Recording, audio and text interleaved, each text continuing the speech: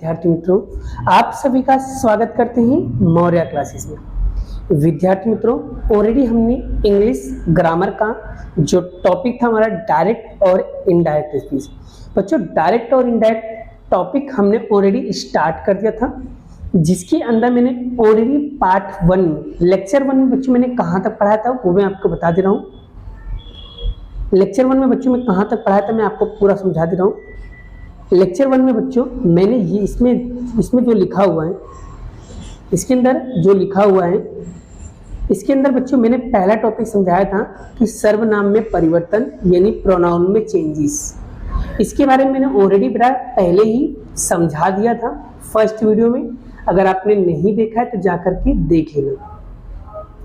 और बच्चों second video में यानी कि सेकंड लेक्चर में आज हम आपको क्या पढ़ाने वाले हैं, आज हम आपको बताएंगे बच्चों क्रिया में कैसे चेंजेस करना है, यानी क्रिया में कैसे परिवर्तन करना है, हम उसके बारे में पूरा का पूरा डिटेल में समझेंगे। यानी इसके अंदर लिखा क्या है, चेंज द वर्ब, यानी वर्ब के अंदर हमें क्या करना है, चेंजेस करना है। तो चलिए सबसे पहले यहाँ पर हम एकदम अच्छे से शुरुआत करते हैं बच्चों। चलिए सबसे पहले बेटा यहाँ पर क्या लिखा हुआ है उसे हम पूरा डिटेल में समझ लेते हैं, ठीक है। चलिए यहाँ पर देखिए आगे हम कैसे करेंगे। तो क्रिया में परिवर्तन बच्चों क्या करना है, क्रिया में परिवर्तन करना है। क्या करना है, क्रिया के अंदर परिवर्तन। क्रिया का मतलब क्या होता है बच्चों, क्रिया में परिवर्तन का मतलब क्या होता है, यहाँ पर ध्यान दीजिए बेटा। क्रिया का परिवर्तन का मतलब यहाँ पर होता है बेटा कि चेंज द वर्ब। क्रिया मतलब क्या होता है, वर्ब में क्या करना है, परिवर्तन करना है। बच्चों गुजराती मीडियम वाले के लिए प्रॉपरली यहाँ पर गुजराती में लिखा हुआ है, और हिंदी मीडियम वाले स्टूडेंट के लिए प्रॉपरली मैं हिंदी में बोलूंगा तो आपका कॉन्सेप्ट क्लियर हो जाएगा। तो कोई बच्चा ये ना कहे कि सर आपने हमें गुजराती में नहीं एक्सप्लेन किया, आपने हमें हिंदी में एक्सप्लेन नहीं किया। सभी बच्चों के लिए ध्यान से सीखिए, कॉन्सेप्ट क्लियर हो जाएगा, ठीक है। चलिए सबसे पहले बताइए, यहाँ पर पढ़ेंगे खास नोट, क्या इंपॉर्टेंट नोट है उसको पढ़ते बड़ा हम। यहाँ पर इंपॉर्टेंट नोट लिखा हुआ है कि रिपोर्टिंग वर्ब का मतलब होता है कि आरबी यानी वर्तमान काल की भविष्य काल में हो, यानी कि प्रेजेंट टेंस में हो या फ्यूचर टेंस में हो। तो डायरेक्ट स्पीच अगर वाक्य में कोई भी परिवर्तन नहीं होगा। फिर बच्चों अगर रिपोर्टिंग वर्ब मतलब आरबी यानी कि प्रेजेंट टेंस या फ्यूचर टेंस में अगर वो सेंटेंस होगा तो डायरेक्ट स्पीच में कोई भी फेरफार यानी कोई भी परिवर्तन नहीं किया जाएगा। क्यों नहीं होगा, इसके पीछे का रीजन आगे देखेंगे। आगे क्या लिखा है, परंतु जो रिपोर्टिंग वर्ब मतलब कि आरबी अगर भूतकाल में होता है तो बड़ा सेट की जगह पे आपको क्या लिखना है, सेड या सेट टू की जगह पे आपको बड़ा यहाँ पर डायरेक्ट स्पीच के समय में थोड़े बहुत चेंजेस करने पड़ेंगे। यानी सेड या सेट टू की जगह पे आपको कौन कौन से चेंजेस करना पड़ेंगे उसके बारे में समझ लेते हैं। आगे बढ़ते हैं बच्चों वीडियो में।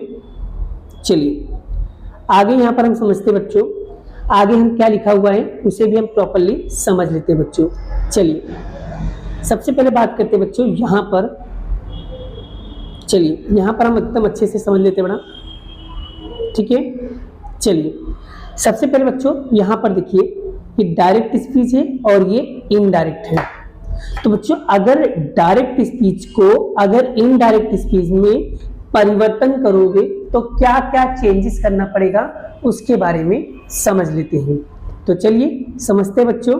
सबसे पहले अगर आपका सेंटेंस सादा वर्तमान काल मतलब कि सिंपल प्रेजेंट टेंस में अगर सेंटेंस दिया है तो आपको सिंपल पास्ट टेंस में चेंजेस करने पड़ेंगे। समझ में आ रहा है ना मैं क्या कह रहा हूं बच्चों, सादा वर्तमान काल दिया है तो सादा भूतकाल में बदलना होगा।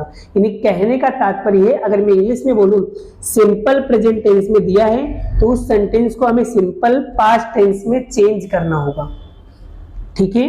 आगे अगर चालू वर्तमान काल दिया है यानी प्रेजेंट कंटिन्यूअस टेंस दिया है तो आपको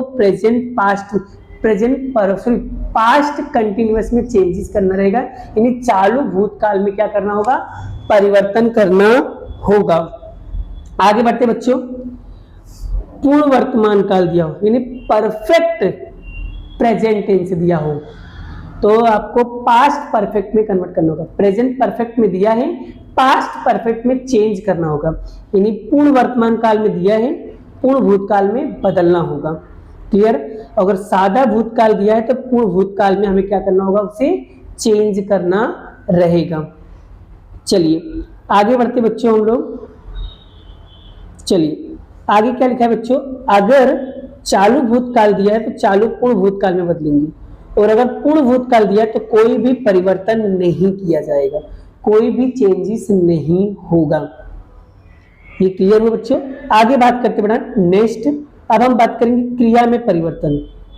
क्रिया में कैसे परिवर्तन किया जाएगा बच्चों, उसके बारे में समझ लीजिए। यानी डायरेक्ट में आपको ये सब चीजें लिखा होगा और उसको इनडायरेक्ट में क्या करना है, चेंजेस करना है।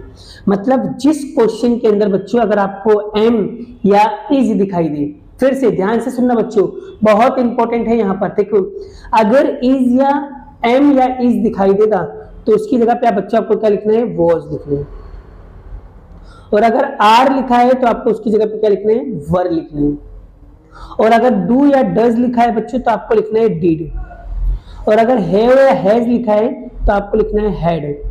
अगर वॉज वेयर लिखा है तो आपको लिखना है हैड बीन। क्लियर हो रहा है बच्चों। आगे बात करते हैं। और अगर बच्चों डीड या नोट लिखा है तो उसकी जगह पे आएगा हैड नोट। क्लियर हुआ। तो बच्चों साथ में कॉपी पेन निकाल के रखना, इसे भी नोट करते जाना, आपके बहुत इंपॉर्टेंट है। ठीक है बच्चों। चलिए आगे बात करते हैं बच्चों हम नेक्स्ट नोट्स में क्या लिखा है बच्चों, उसे भी देखो। अगर बच्चों हेड नोट है तो हेड नोट का हेड नोट हो जाएगा, और कैन होगा तो कुड हो जाएगा, माय है तो माइट हो जाएगा, सेल या विल है तो वुड हो जाएगा। सेल की जगह पे वुड और विल की जगह पे भी वुड, और कुड होगा तो कुड, वुड होगा तो वुड, माइट होगा तो माइट। इस तरीके से बच्चों हमें क्या करना है, क्रिया में क्या करना है, चेंजेस करना है। क्रिया में क्या करना है, परिवर्तन करना है। यानी कि वर्ब में क्या होगा, चेंजेस। आई होप आपको यहां तक के कॉन्सेप्ट बहुत अच्छे तरीके से समझ में आ रहा है। तो बच्चों अगर आपको ये सारे टॉपिक समझ में आ रहा है तो वीडियो को एक लाइक करना है, शेयर करना है बच्चों। आगे बढ़ते हैं नोट। अब नोट क्या लिखा है बच्चों, उसे भी समझ लो। नोट का मतलब क्या होता है कि रिपोर्टिंग वर्ब में बच्चों अगर सैड या सैड टू दिया गया है तो डायरेक्ट स्पीच में बड़ा वाक्य वैसे रख के सागर देखो चेंजेस कहाँ करना है। देखो जैसे कि सपोज मान लो बड़ा, अगर वाक्य सनातन सत्य है या गणित विज्ञान का सिद्धांत या सूत्र है तो डायरेक्ट स्पीच में बच्चों क्रियापद में कोई भी चेंजेस नहीं होगा। कहने का तात्पर्य मेरा बच्चों ये है कि आपने देखा होगा जो चीजें बिल्कुल सत्य हो क्या हम उसे चेंज कर सकते हैं। जैसे कि मैंने कहा सूरज जो है वो पूर्व से निकलता है, यह बात बिल्कुल सत्य है। क्या हम उसको बदल सकते हैं, क्या हम उसे ऐसा बोल पाएंगे, नहीं सूरज भाई पश्चिम से उगता है, क्या यह बात सत्य होगा, नहीं, बिल्कुल गलत है। इसलिए जो सत्य है वो सत्य ही होगा, चाहे वो गणित विज्ञान का सिद्धांत ही क्यों ना हो, चाहे वो बच्चों सनातन सत्य वाक्य क्यों ना हो, इसलिए उसे हम परिवर्तन नहीं करेंगे। ठीक है, आगे बढ़ते बच्चों। अब हम आगे पढ़ेंगे। अब आगे बढ़ा, वाक्यों के अंदर 5 तरीके के सेंटेंस होते हैं बड़ा, उस 5 तरीके से सेंटेंसेस में क्या क्या परिवर्तन किए जाते हैं उसके बारे में हम लोग यहाँ पर समझेंगे।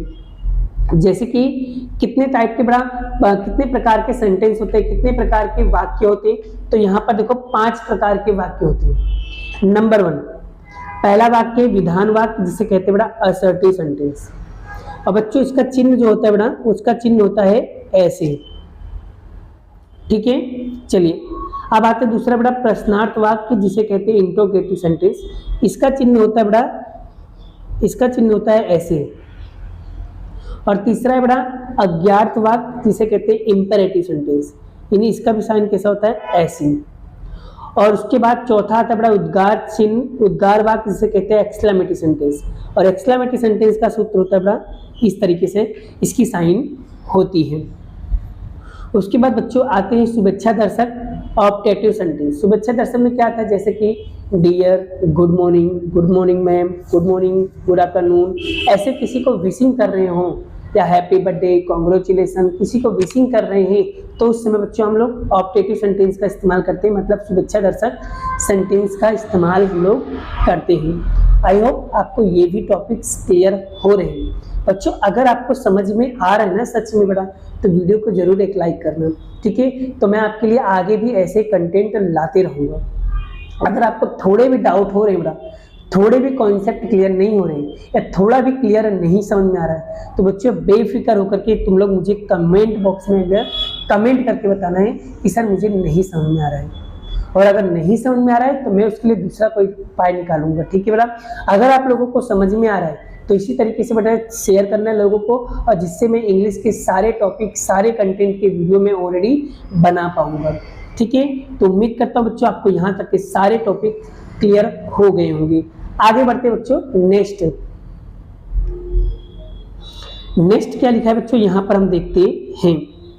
चलिए नेक्स्ट क्या लिखा है बच्चों कि वाक्य, विधान वाक्य डायरेक्ट स्पीकिंग से इनडायरेक्ट में रूपांतर करना, तो कुछ नियम दिए गए हैं। अगर बच्चों अब यहाँ पर हम एक एक वाक्य को समझेंगे, जिसमें हमें अभी मैंने 5 सेंटेंस बताया था ना बेटा, कौन से 5 सेंटेंस एक बार दिखा देता हूँ, ये वाले। तो ये जो 5 सेंटेंस मैंने अभी बताया आपको, इनमें से बेटा हम पहला सेंटेंस के बारे में पढ़ने जा रहे हैं, विधान वाक्य के बारे में। एक एक करके समझेंगे तो जल्दी समझ में आएगा।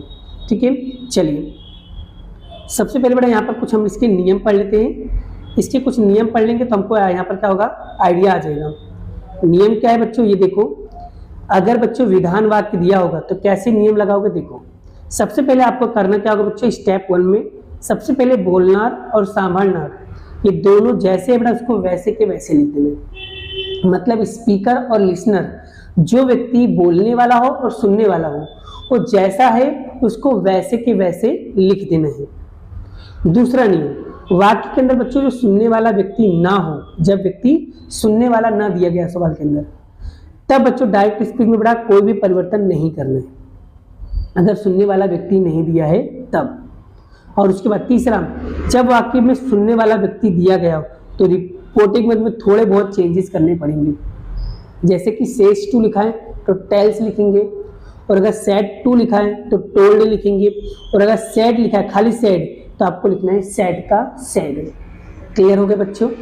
आई होप आपको, उम्मीद करता हूं कि आपको यहाँ तक के बहुत ही परफेक्ट क्लियर हो गए। फिर से सेज टू लिखा है तो टेल्स लिखना है, सेड टू लिखा है तो टोल्ड लिखना है, अगर खाली सेड लिखा है टू नहीं लगाए तो खाली सेड का सेड हो जाएगा। आगे बात करते बच्चों हम लोग यहाँ पर आगे देखिए, जैसे कि डायरेक्ट स्पीकिंग में बच्चों अगर कोमा लगा हुआ है, कोमा मतलब जैसे यहाँ पर देखिए डबल इन्वर्टेड कोमा के अंदर देखो कुछ लिखा हुआ है, डबल इन्वर्टेड कोमा में बच्चों आपको हटाने के लिए हम लोग बच्चों कंजक्शन में दैट का इस्तेमाल करेंगे। जैसे ही डबल इन्वर्टेड कोमा को हटाएंगे बच्चों, उसके बाद हम किसका इस्तेमाल करेंगे, दैट का इस्तेमाल करने वाले हैं। आई होप यहाँ तक के आपके कॉन्सेप्ट क्लियर हो गए हैं। आगे बढ़ते बच्चों नेक्स्ट, अब यहाँ पर बच्चों हम आगे बढ़ेंगे कि काल और क्रियापद में कोई भी परिवर्तन ना हो। परिवर्तन होने वाले उदाहरण बता रहा हूँ, ध्यान से समझोगे तो आपका कॉन्सेप्ट एकदम अच्छे से क्लियर हो जाएगा। यहाँ पर पहला सेंटेंस लेने वाला बच्चों सनातन सत्य वाक्य, जिसमें और सनातन सत्य वाक्य में बड़ा कोई भी परिवर्तन नहीं किया जाता है। जैसे कि यहाँ पर देखिए, the teacher said the earth move round the sun. ये सनातन सत्य वाक्य बड़ा, सन जो है सूरज जो है बड़ा वो क्या करता है, राउंड करता है, मूव करता है, घूमता है। ठीक है, ये बात बिल्कुल सत्य है। तो यहाँ पर देखिए द टीचर, अब बच्चों खाली सैड लिखा है तो सैड का क्या लिखेंगे, सैड का सैड, और डबल इन्वर्टेड कोमा को हटाने के लिए हम लोग इस्तेमाल करेंगे दैट। फिर बाकी पूरा का डिट्टो कॉपी पेस्ट कर दूं।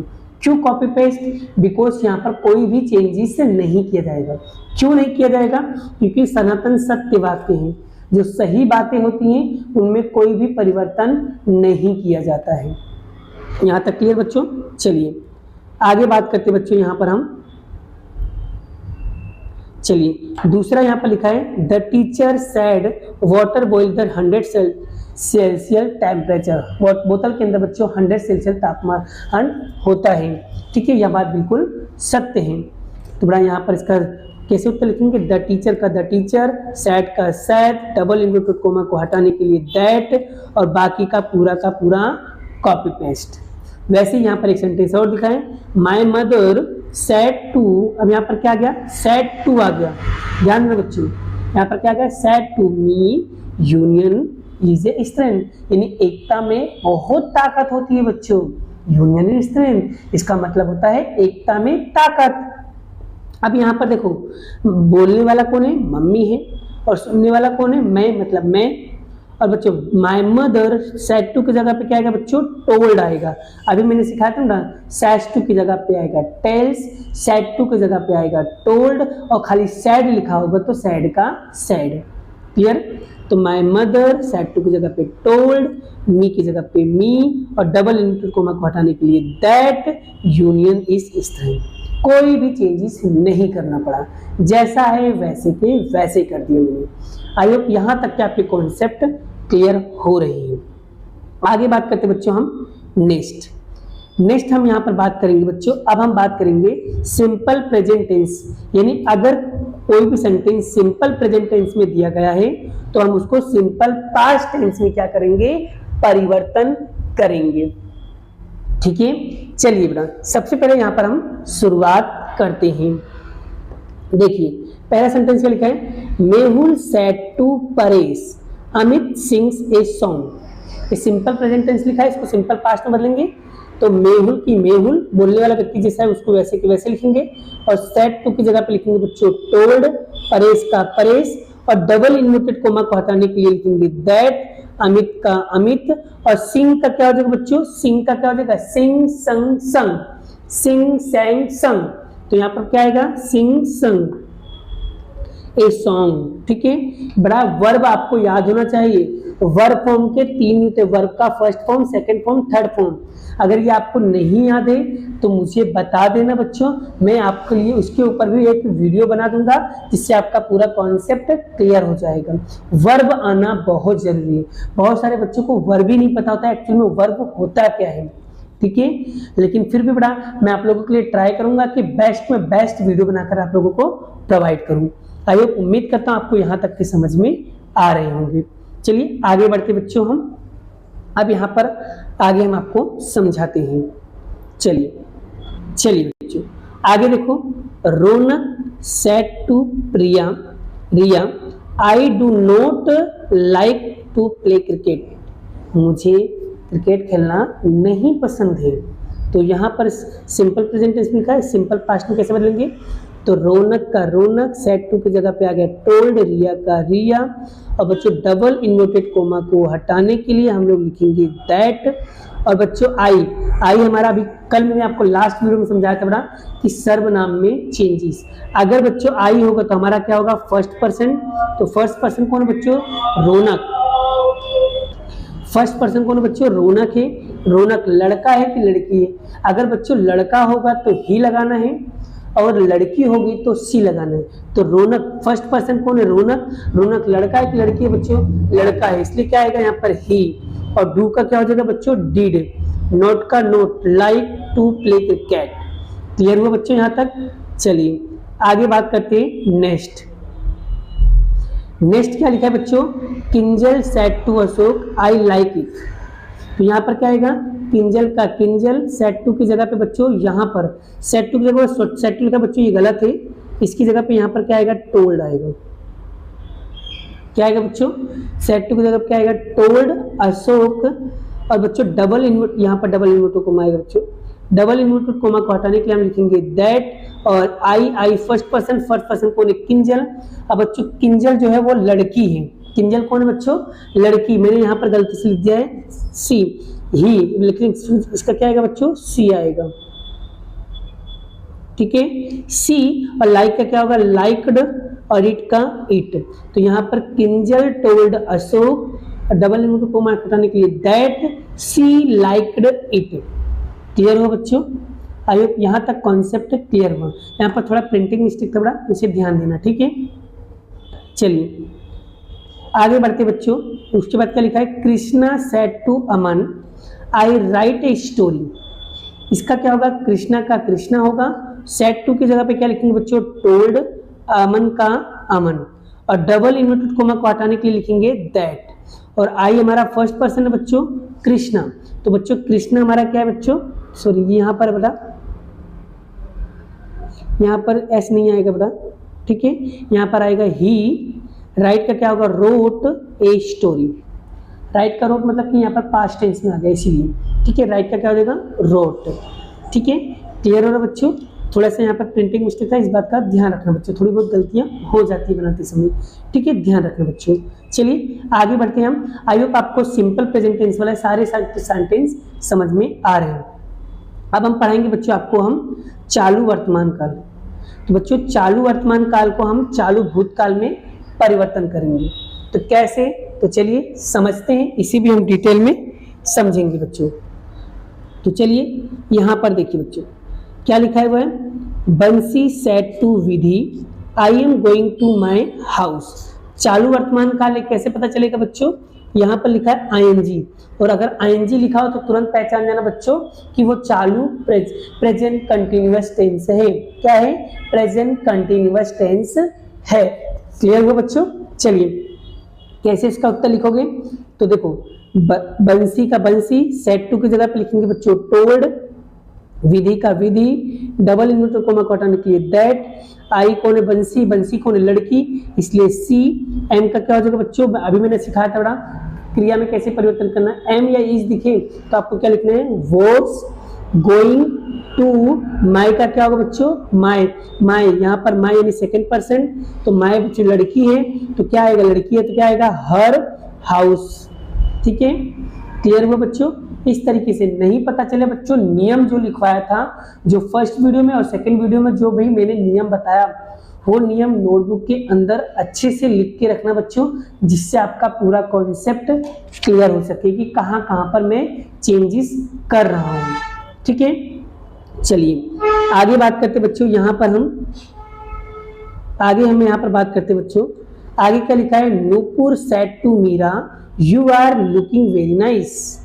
तो यहाँ पर क्या आएगा, नीपुर का नीपुर, सेड टू की जगह पे आएगा टोल्ड, मीरा का मीरा, डबल इन्वर्टेड कोमा को हटाने के लिए दैट, और यू हमारा सेकंड पर्सन है, सेकंड पर्सन पे कौन है, मीरा जी है। अब मीरा लड़की है कि लड़का है, तो मीरा कौन है, लड़की है, तो यहाँ पर आएगा सी, आर का क्या आएगा बच्चों, यहाँ पर वॉज, आर वो, सी वॉज लुकिंग वेरी नाइस, ठीक है, क्योंकि यहाँ पर वॉज क्यों है बच्चों, एक ही व्यक्ति की बात हो रही है इसलिए, ठीक है।